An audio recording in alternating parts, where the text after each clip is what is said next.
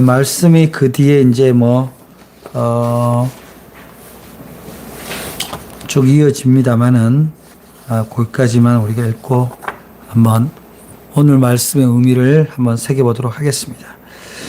오늘 말씀 제목이 성탄일에, 그러니까 예수님이 태어나시는 날 예수를 못 만난 사람입니다. 이제 성탄절이 목요일 날로 다가왔는데요. 예수님을 알기는 해요. 아는데 만나지는 못해요. 우리가 흔히 우스개 얘기를 하잖아요. 유명한 사람. 나 그 사람 알아. 그걸 안다는 것이 곧 그와의 관계가 형성이 되어 있냐라는 거하고는 달라요. 우리가 이재명 대통령을 알죠. 대한민국 국민이 모르는 사람 누가 있겠어. 그렇지만 그분하고 관계가 있냐. 그렇죠. 그렇게 말씀이 벌써 느낌이 오죠. 예수를 믿는다 그러고 교회를 다닌다고 하지만 예수를 못 만나는 사람도 있을 수 있겠구나. 이 당시에요. 예수님이 탄생할 당시에 유대 교인들은 메시아가 온다라는 것을 다 알고 있습니다. 메시아. 그러니까 이스라엘을 구원할 자, 인류를 구원할 구원자가 이 이스라엘에서 나신다. 라는 거를, 왜냐? 그들이 믿는 성경, 구약에 있거든요. 그렇기 때문에 그들이 알고 있는 거예요. 알고 있음에도 불구하고 예수를 못 만나는 거죠. 그래서 오늘 예수를 만나지 못한 사람들의 케이스가 제가 소개를 할 텐데, 우리가 언젠가도 제가 말씀드렸지만은, 영국 여왕이 어디 지방에 순방을 갔다가 갑자기 소낙비가 왔어요.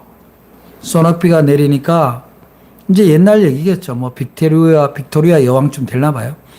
그런데 그러니까 갑자기 이 벌판이니까 어느 농가에 가서 우산을 빌리러 갔어요. 그 신하가 우산을 빌리러 갔는데 그 농장 주인이 이렇게 보니까 저 뒤에 여자 한 사람이 있고 기적인 것 같긴 하지만 다시 볼 것 같지 않으니까 낡은 우산을 준 거야.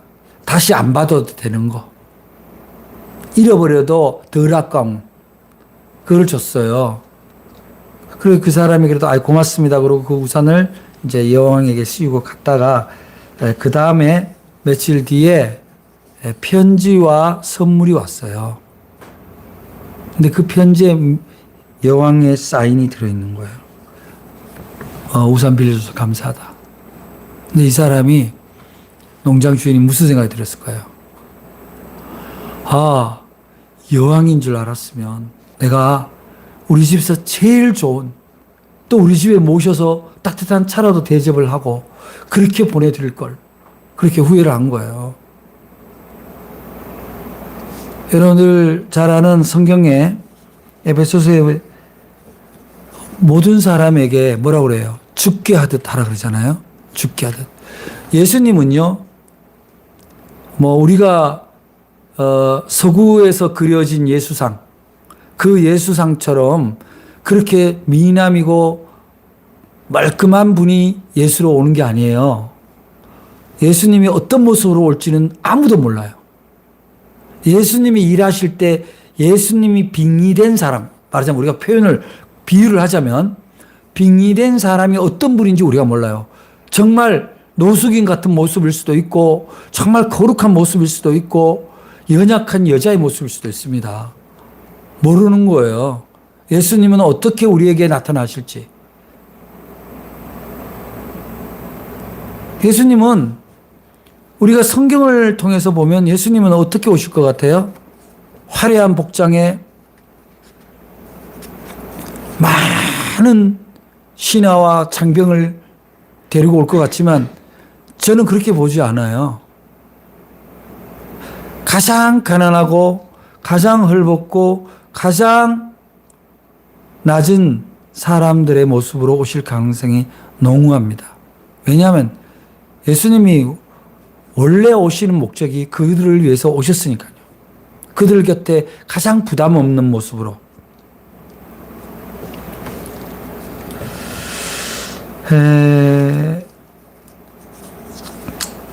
오늘 보면은 첫 번째 등장하는 인물이 이제 헤롯이라는 왕입니다.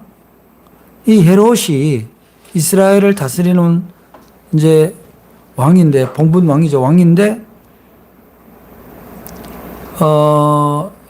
동방박사들이 이제, 왕이, 인류를 구원할 왕이 난다. 이스라엘을 구원할 왕이 난다고 하니 그 소위 종교 지도자를 불러다가 이게 무슨 얘기냐. 그랬더니 선지서에 그런 기록이 있습니다. 아, 그러냐. 그런 동방박사들이 그 별을 따라서 이쪽으로 오고 있습니다. 그러면 그 사람들 나를 좀 보자 그래라. 그래서 그 동방박사들을 만나는 자리에서 자기가 아는 척 하면서 자, 우리 이스라엘 땅에 왕이 난다는데 어디서 나느냐? 베들레헴에서 난다. 그러면은 혹시 그 왕을 만나면 나한테도 알려주라. 나도 가서 경배하겠다. 그런 얘기잖아요. 굉장히 경건해 보이고 예수님을 만나고 싶어하는 그런 위장이 있는 거예요.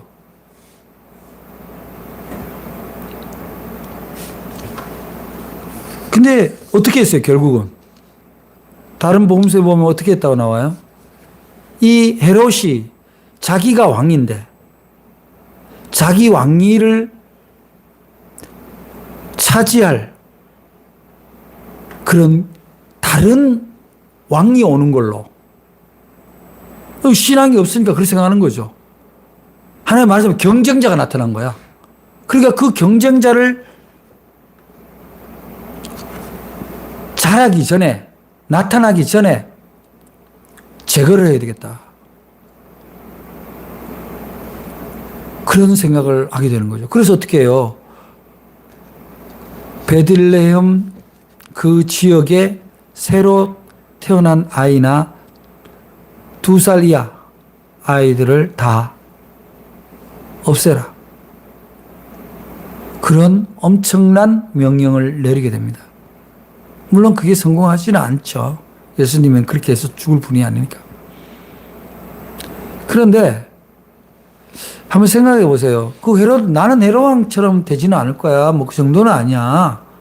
나는 그렇게까지는 아니야. 이렇게 생각할 수 있는데 이게 무슨 상징이냐면은 자기 자리, 자기 기득권, 그거를 지키기 위해서 때로는 예수를 자기 삶에서 피하거나 제거하는 수가 있습니다. 저는 그러지는 않아요. 저도 식사 기도하고요. 주일날 교회에 와요. 물론 그럴 수 있습니다. 당시 유대교의 종교 지도자들이 메시아가 온다는 거는 믿어요. 근데 왔는데 안 믿어요. 굉장히 모순이죠. 예수를 믿습니다. 교회 다닙니다. 그런데 인생의 결정적인 순간 사람과 하나님과의 관계에서 결정해야 되는 순간에 자기가 결정해요. 예수를 밀쳐냅니다. 예수를 안 만납니다. 이익 앞에 내 거를 지키기 위해서는 내가 종교도 바꿀 수 있어. 여러분, 지금 기독교의 형식을 빌은 이단들이 있잖아요. 뭐 신천지, 통일교, 하나님의 교회, 이런 부류가 다 뭐예요? 형식이 다 기독교 형식을 갖추고 있다니까, 그 사람들이. 그런데 예수를 버린 거예요. 종교의 형식은 있으나 예수를 버린 거잖아요. 예수를 죽인 거잖아요. 그러면 그 사람들이 그런 모양을 어디서 배웠어요? 이만희는 어디서 배웠고, 문선명이는 목사라 그러잖아. 어디서 배웠겠어요? 그런 문화를. 안상홍이는 어디서 배웠고. 그러니까 그런 것들이 뭡니까? 형식적인 종교를 행위는 하고 있으나 실질적으로 예수를 버린 사람들이에요. 우리들의 모습에서도 유사한 게 나타납니다. 우리가 진짜 두려워해야 되는 것은 신천지나 하나님의 교회나 통일교회 그 포교 방식이 어떻다 저떻다가 아니라 예수를 분리시키는 내 삶에서, 내 신앙에서, 내 종교의식에서 예수를 분리시키는, 예수를 두 번 죽이는 그런 행위가 내 일상 가운데 있다면 해롭과 다를 게 없다. 내 기득권을 지키기 위해서. 자, 한 달 동안 열심히 일을 해서 수입이 생겼습니다. 하나님 앞에 예물을 드서 이 예물이 하나님의 이름으로 온전히 쓰임받기를 원하고 하나님의 거룩한 일들에 내 작은 정성이, 내 믿음이 같이 전달되기를 만약에 원한다면 어떻게 계산을 하겠어요? 그렇잖아요. 대한민국의 세법상 부가가치세를 감히 누가 떼먹습니까?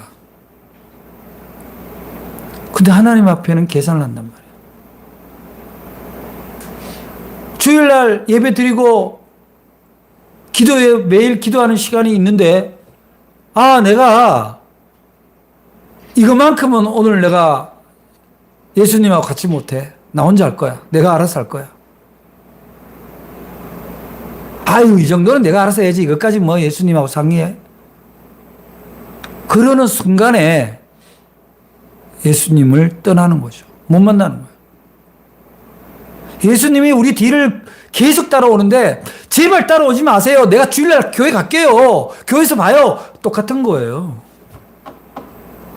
헤롯이 참 어리석은 자이죠.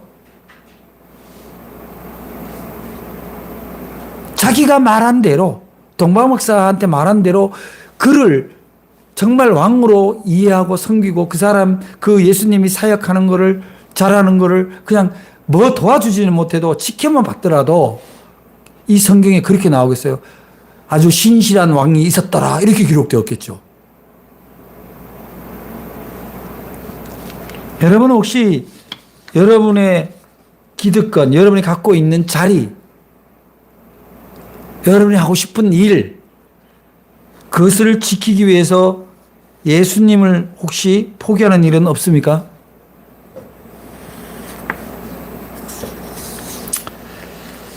일주일에 한 번씩 교회 오는 거 그나마도 안 오면 큰일 나지만 그걸로 우리가 예수님을 전적으로 맞이하고 있다.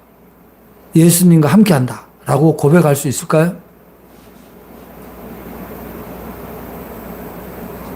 헤롯과 같이 되지 않으려면요. 자꾸 예수님을 믿는 거, 교회를 다니는 거를 내한테 무엇이 이익이 되나, 무엇이 손해가 되나로 관점으로 보면 안 됩니다. 그런 세속적인, 그런 산술적인 관점으로 보면요. 예수 믿는 것처럼 어리석은 게 없어요. 그렇잖아요. 시간 들여, 돈 들여, 신경 써. 그런 일을 왜 하냐고. 그런데 시간이 지나고 나면 예수님을 전적으로, 예수님과 관계가 전적으로 밀착되어 있고 그분과 늘 대화하고 호흡하고 그분의 말씀을 되새기고 그런 가운데서 내 인생이 변화된 것을 발견하게 됐을 때 내가 그분이 내 안에 들어오셔서 내가 마치 내가 모시고서 그분이 일하는 것처럼 그분이 사랑하는 것처럼 내가 변화됐을 때 사람들은 나를 예수처럼 본다는 거 아니에요. 나를 사랑으로 본다는 거 아니에요. 나를 존경하게 된다는 거 아닙니까? 우리의 인생의 성공이 뭡니까? 하나님 앞에 칭찬받고 나하고 함께 모든 이웃들에게 칭찬받는 삶 아닙니까? 그 칭찬이란 게 높아지는 거하고 상관없는 거예요. 재산이 많은 거하고 상관없습니다. 예수님을 믿는 일에, 예수님과 함께 대화하는 일에 제발 다른 것과 비교하지 마세요. 자꾸 견줘서 얘기를 하면 안 된단 말이에요. 그럼 우리는 육신을 입었기 때문에 자꾸 당장의 이익에, 당장의 손해에 우리 자신을 맡길 수밖에 없어요. 여러분, 이 시대의 헤롯이 되지 말기를 바랍니다. 그래서 예수가 코앞에 왔는데도 못 만나는, 그래서 구원받지 못하는 그런 인생이 될 수는 없잖아요. 그야말로 순수하게 정말 경배하기로 했으면 경배하고 그분을 따르기로 했으면 따르고 그런 전적인 믿음으로 주님을 만날 때 예수를 만나는 거예요. 이번 성탄절에 여러분 그렇게 주님 만나시기 바라요. 주님, 제가 주일만 만나는 게 아니라 날마다 매 시간마다 호흡마다 주님과 함께 있기를 원합니다. 주님, 제가 판단하는 게 전적으로 다 옳을 수 없으니 주님이 지혜 주세요. 주님이 하지 말라면 안 할게요. 주님이 하라면 죽으라도 할게요. 그런 믿음으로 예수님을 만나기 바랍니다. 그리고 두 번째 유행이 뭐냐면은 아까도 말씀드렸지만 유대 종교인들이에요. 종교인. 자, 유대 종교인 할 때 나도 포함된다고 보시면 돼요. 나도 포함된다고. 예수님이 왜 오시는 거예요? 예수님이 우리가 지난주에 말씀에서 누가복음 말씀에서 우리가 배웠죠. 그 백성들의 죄에서 그들을 구원하기 위해서 오신다 그랬잖아요. 죄에서 구원하기 위해서. 죄라는 건 뭐냐면요. 내가 나로 인해서 다른 사람이 도탄에 빠지거나 내가 직접적인 영향을 안 줘도 다른 사람이 고통스러워 한다면 그걸 보고도 모른 척 한다면 그게 죄인 거예요. 하나님은 그걸 차마 볼 수 없기 때문에 오신 거거든요. 사람의 몸을 입고. 그런데 이 유대 종교인들은 뭐예요? 이 대제사장과 서기관들은요, 성경을, 그 당시 성경 토라를 다 외울 거 아니야. 메시아가 온다는 거 알아요. 이스라엘에 온다는 거 압니다. 다윗의 자손에서 온다는 거 알아요. 그런데 왜 맞이하지 않습니까? 왜 또 오신 후에도 예수님이 공생하는 동안에도 왜 예수님을 인정하지 않습니까? 크게 다르지 않습니다. 헤롯과 다르지 않아요. 이미 자기네들의 종교 문화에 젖어 있는 거예요. 그리고 자기네들이 갖고 있는 종교적 권위, 종교적 처우, 이것들을 포기할 수가 없어요. 그러니까 자기들만이 하나님을 안다라고 믿어요. 자기네들만이 종교의 기준이라고 착각하는 거예요.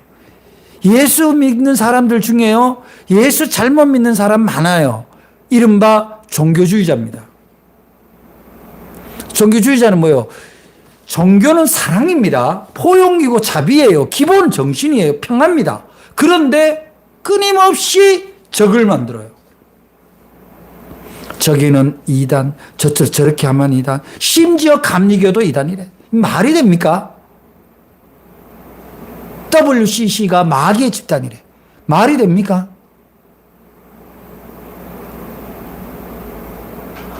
어떻게 반공이 기독교의 신앙의 중심이 되냐고. 말도 안 되는 일이에요.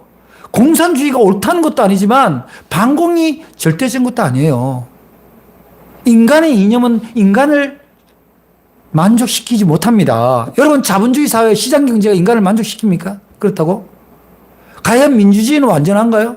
우리들의 투표가 우리들의 욕구를 완전히 성취시켜 줍니까? 그렇지 않습니다. 우리가 뽑은 대표자가 우리의 꿈을 다 이루어주냐고요? 그렇지 않아요. 불완전한 게 인간의 이념이고 인간의 제도예요.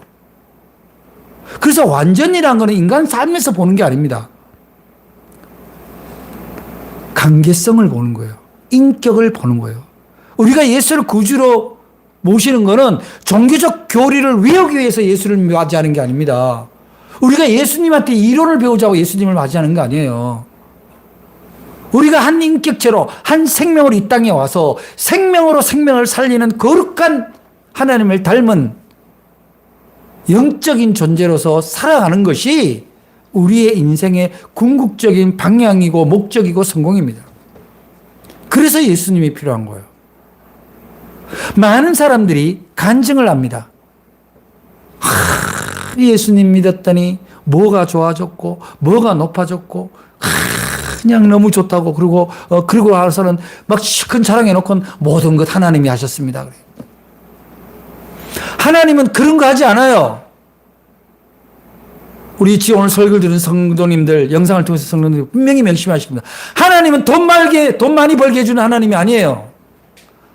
하나님은 자리를 높이는 하나님이 아닙니다.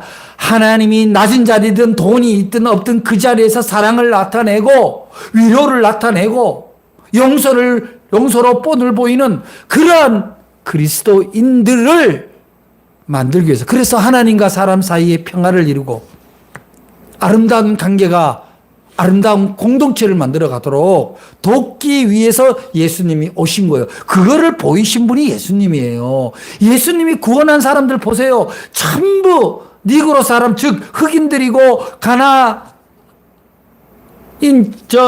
수가성 여인들, 가나안 수가성 여인들 다 이방 혼합종들이에요. 다 사마리아 사람 얘기하고 뭐 혈루병, 문둥병, 중풍 환자 다 부정타라는 사람들이에요.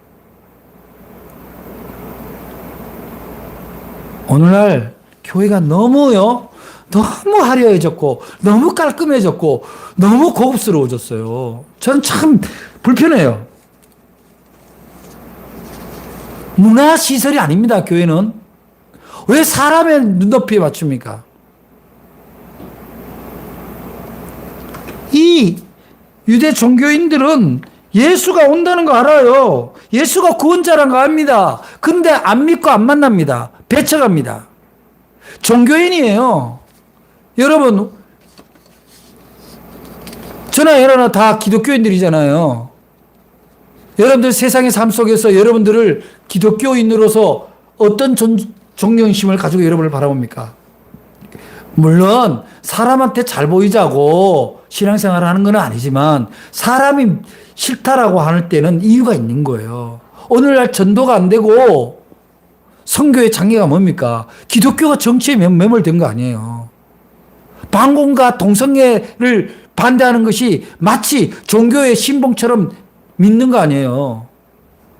사랑은 온갖 오간데 없고 오로지 멸시와 혐오와 차별만이 종교적인 기준으로 삼는다면, 그러면 그거는 종교인일 수는 있을지 모르지만 그리스도인이라고 볼 수가 없는 거예요. 여러분, 이번에는요, 이번 성탄절에는 여러분들의 종교 활동을 얼마나 열심히 했냐, 교회 가서 얼마나 봉사했느냐, 그런 거 제발 성경을 얼만큼 잘 외우냐, 이런 것에 중심 두지 마세요. 내가 올 한 해 동안 또 앞으로 살아갈 새해에 어떻게 사랑을 나타내고 어떻게 나의 마음이 예수님을 닮아서 좀 더 용서하고 이해하고 품고 손에 손을 잡고 갈 수 있는 그런 넉넉한 심령을 가질 수 있는가. 그러기 위해서는 기도가 필요하죠. 그러기 위해서는 예수님을 만나야 된다는 거예요. 여러분, 예수님 만나시기 바랍니다. 야고보서 4장 17절에 뭐라고 그래요? 사람이 선을 행할 줄 알고도 행치 않으면 죄다. 여러분들이 이 야고보서 말씀에 얼마나 아멘하고 거기에 충실하게 살아가고 있습니까? 그렇게 얘기하니까 뭐 돈 꺼내 가지고 어려운 사람 부를 이유도 없고 뭐 찾아가서 무슨 기증하는 후원 물품 놓고 사진 찍고 이런 걸 생각하는데 그게 아니에요. 여러분의 선은 뭡니까? 여러분 직장 공동체에서 나보다 혹시 더 힘든 사람이 있으면 그 사람 위해서 내가 짐을 좀 더 들어주는 거. 우리 이웃에 힘든 사람이 있으면 내가 가서 조금 더 도와주는 거. 뭐 내 생업을 포기하고 갈 수는 없어요. 그러나 떠오르면 작은 거라도 하나 이렇게 맞들어 주는 거, 위로해 주는 거, 응원해 주는 거, 이런 게 필요한 거죠. 이게 선이에요. 힘든 사람에게 필요한 거를 줄 수 있어야 돼요. 때로는 그게 위로일 수도 있고 물질일 수도 있습니다. 종교인이 되지 마시고 사랑 있는 존재가 되시기 바랍니다. 세 번째 보면은 오늘 말씀에는 안 나오지만 예수님이 아기 낳으러 갔을 때 어디서 아기 낳았어요? 예수님 어디서 태어나셨죠? 마구간에서 태어나셨죠? 그죠? 왜 마구간에서 태어났어요? 예수님이. 여관에 갔는데 여관 주인이 어떻게 했어요? 방 없다고. 보니까 만삭한 부인이 오고, 뭐 이렇게 오니까 굉장히 부담스럽죠. 여기서 애 낳으면은 또 딴 손님 못 받고, 또 옛날에는 연숙이면 한 방에 여러 명이 잘 수 있는데, 그때 베들레헴이 왜 난리냐. 호적 신고를 다 해야 되는 거예요. 의무적으로. 그러면은 손님을 못 받고 독방을 주게 되니까 안 되는 거예요. 그래서 그러면은 지금 그 마리아, 요셉이 자기 아내가 만삭이 됐으니 그럼 어디라도 좀 해주라.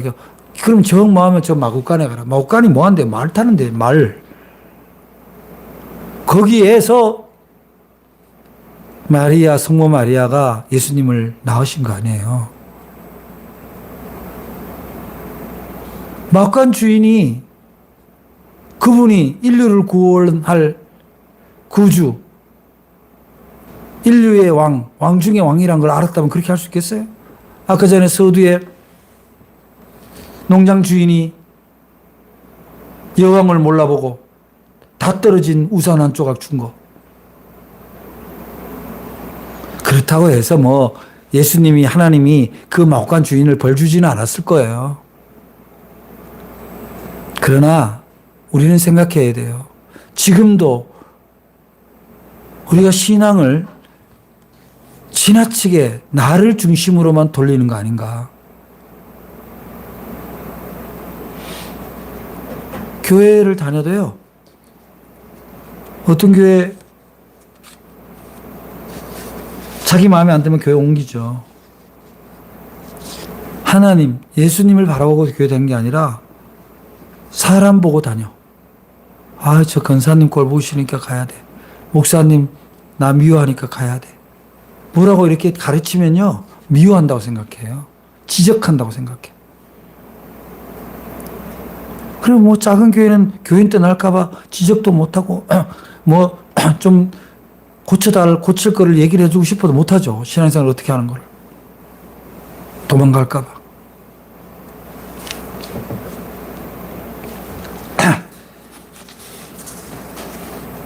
정말 만왕의 왕인 예수인 줄 알았다면 어떻게 마구간에 보내겠어요. 마구간에.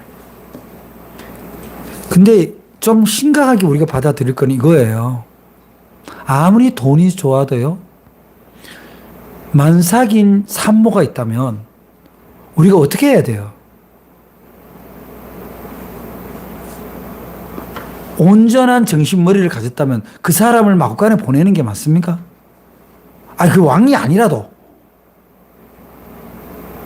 근데 우리가 부지불식간에 이런 실수를 저질러요. 다 귀한 생명이죠.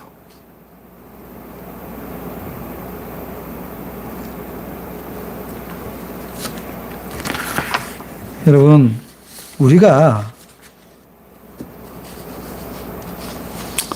이 베들레헴 마구간 여관의 주인이 또 하나는 이런 게 있을 거예요. 여유가 없는 거예요.